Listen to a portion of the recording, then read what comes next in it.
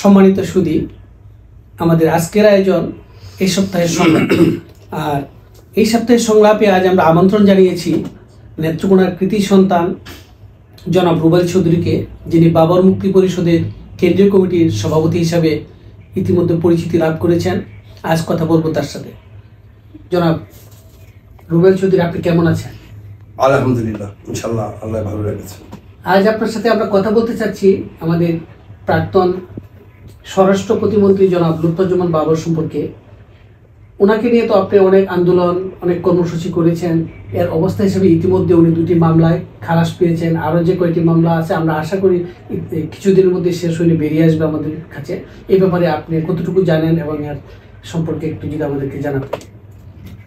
দেখেন, তো বাবর সাহেব আমাদের এই ভাটি অঞ্চলের একটা নয়নের মণি।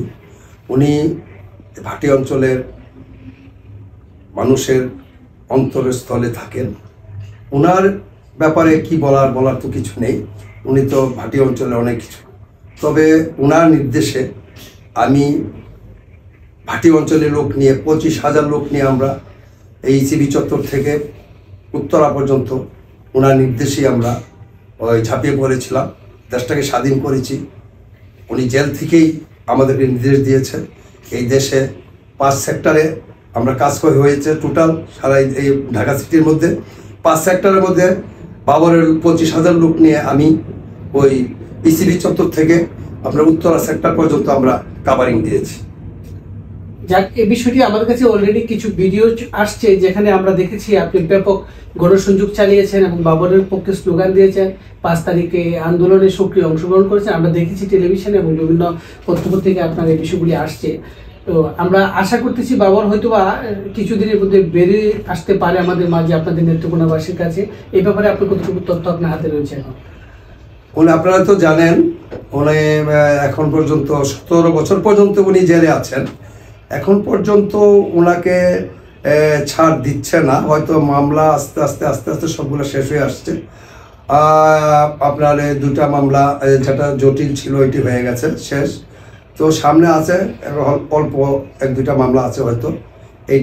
এইটি হইলে পরে ইনশাল্লাহ আশা করতে পারি যে উনি আমাদের নয়নের মণি আমাদের কাছে চলে আসবে। উনি যদি বিজয়ের বেশি আবার আপনাদের কাছে ফিরে আসে, সেক্ষেত্রে আগামী গভর্নমেন্ট যদি সরকার বিএনপি গঠন করতে পারে, এরকম পরিস্থিতি হয়, তো সেক্ষেত্রে বাবরকে আপনারা কোথায় দেখতে চাচ্ছেন এবং আপনাদের অভিপ্রায় কি, এই ব্যাপারে যদি একটু বলতেন।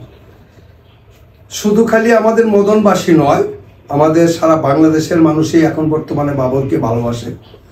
উনি এই দেশের জন্য জান দিতে প্রস্তুত থাকে সবসময়। উনি, আপনারা বুঝেন, দেখেন যে আজকে 17 বছর পর্যন্ত উনি কিভাবে কি কষ্ট করেছে, জেলে থেকে কি নির্যাতনটা না করেছে এই আমাদের জন্য, এই বাংলাদেশের জনগণের জন্য। এই দেশটাকে আজকে দেখেন কত ইন্ডিয়ান লোক, ওরা লয়াররা এই দেশটাকে কি করতেছে। যদি আজকে বাবর সাহেব যদি তাড়াতাড়ি বের হয়ে আসে, তাহলে হয়তো আমরা আশা করি যে এই দেশটা বর্তমানে যে অবস্থায় আছে আরও ভালো হয়ে যাবে। এই দেশে বাবর সাহেব কী হবে? বাবর সাহেব তো মনে করেন মিনিস্টার ছিলেন, হয়তো সামনে মিনিস্টার হবেন। তো বাবর সাহেবের যে একটা স্থান, এই স্থানটা অন্য কেউ নিতে পারবে বলে আমার মনে হয়। আরেকটা বিষয় আপনার কাছে জানতে চাই, আমরা যতটুকু জেনেছিলাম বাবর সাহেব জেলে যাওয়ার পরে তারেক রহমান সাহেবের সাথে তার একটু দূরত্ব সৃষ্টি হয়েছিল। আসলে কি এটা সত্য নাকি এটা? না, ওনার সাথে তো আগের থেকে বন্ধুত্ব ছিল, আছে, সারা জীবনই থাকবে। তো তারেক রহমানের সাহেবের নির্দেশ ছাড়া তো কোনো কাজ হয় না। আপনারা তো জানেন, বিএনপির কোনো লোক হয়তো ফ্রেশিং দেয় নাই যে এরা এই যে রণক্ষেত্রে।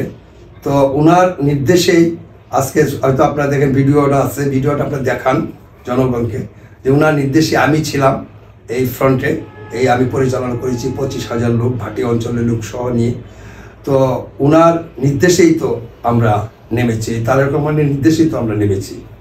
আর বাবর মুক্তি পরিষদের যে আপনাদের সংগঠনটি রয়েছে, আপনারা তাকে মুক্তির জন্য কি কি কার্যক্রম হাতে নিয়েছিলেন এবং এগুলি দিয়ে একটু আমাদেরকে জানান। আমরা সবসময় রাজপথে ছিলাম, রাজপথে আছি, এখনো থাকবো। আমরা শুধু বাবর মুক্তির জন্যই না, শুধু এই বাবর মুক্তি পরিষদ গঠন হয়েছিল জনাব তারেক রহমান সাহেবের মুক্তির জন্য।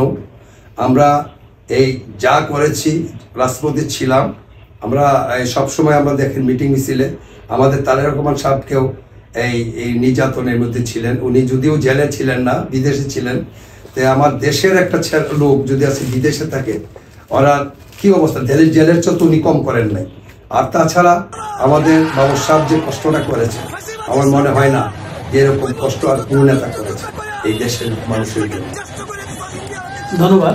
সম্মানিত সুধী, আমরা এই সংযুক্ত আলোচনায় আজকে আমন্ত্রণ জানিয়েছিলাম বাবর মুক্তি পরিষদের কেন্দ্রীয় কমিটির সভাপতি জনাব রুবেল চৌধুরীকে। এতক্ষণ আমাদের সাথে থাকার জন্য সবাইকে ধন্যবাদ জানাচ্ছি। আমরা এই ধরনের আরো কিছু সাক্ষাৎ নিয়ে আপনাদের মধ্যে নিয়মিত হাজির হব। আজ এখানে বিদায় নিচ্ছি। আল্লাহ হাফেজ। সবাই ভালো থাকবেন।